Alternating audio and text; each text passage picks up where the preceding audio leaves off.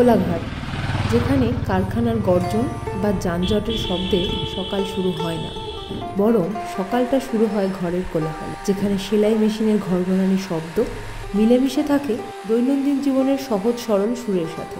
এখানে কাজ কারখানার গেটের মধ্যে সীমাবদ্ধ নয়, এখানকার কাজ ঘরের মধ্যেই করতে হয়।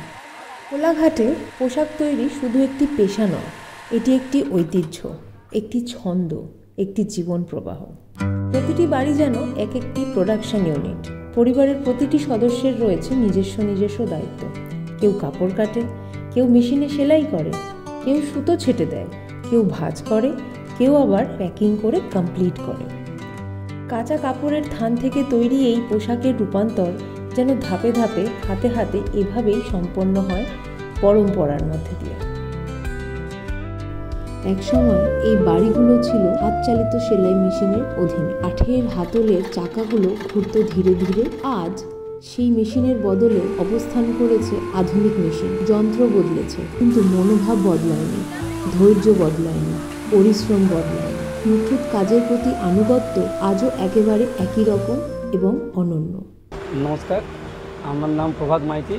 আমার হুঁশিয়ারি জয়গুরু হুঁশিয়ারি গত দুর্গাপুজোর আগে থেকে কাজ করছি, যার জন্য এই বুকি মেশিনটা দিয়েছে কোম্পানি থেকে। আসলে এখন চাকরি কোথায় আর সবাইকে তো কিছু না কিছু করে খেতে হবে, তো হাতের কাজ শিখে করতেই পারে, সে মান্থলি মোটামুটি একটা কিছু রুটিন মাফিক ইনকাম করতেই পারে। বড় বড় ব্র্যান্ড এখানকার মানুষের কাছে কাপড় তৈরির সুতো ও কাটিং কাঠ, আর সেখান থেকে দেশের নানা প্রান্তে পৌঁছে যায় তাদের তৈরি পোশাক। কোলাঘাটের মানুষের কাছে এই সহযোগিতা এক বড় পরিবর্তন এনেছে। নিয়মিত কাজ তাদের ঘরে পৌঁছে দিয়েছে স্থিরতা। কলকাতাতে প্রায় 25 বছর কাজ করেছি এই হুঁশিয়ারিতে। সেখান থেকে বর্তমান 3 বছর হলো যে আমি আমার দেশে নিজের বাড়িতে নিজের জায়গায় কারখানা তৈরি করে নিজের পয়সায় মেশিন কিনে এখানে একটা প্রতিষ্ঠা করেছি। আমার সঙ্গে যারা আছেন তারাও আস্তে আস্তে ডেভেলপড হচ্ছে, আর আস্তে আস্তে করে আমিও কারখানাকে ডেভেলপ করার চেষ্টা করছি। বড় ব্র্যান্ড যখন ছোট শহর ও গ্রামীণ সমাজের সাথে হাত মেলায়, তখন তারা শুধু পোশাক তৈরি করে না, তারা তৈরি করে সুযোগ, অগ্রগতি এবং আশার আলো।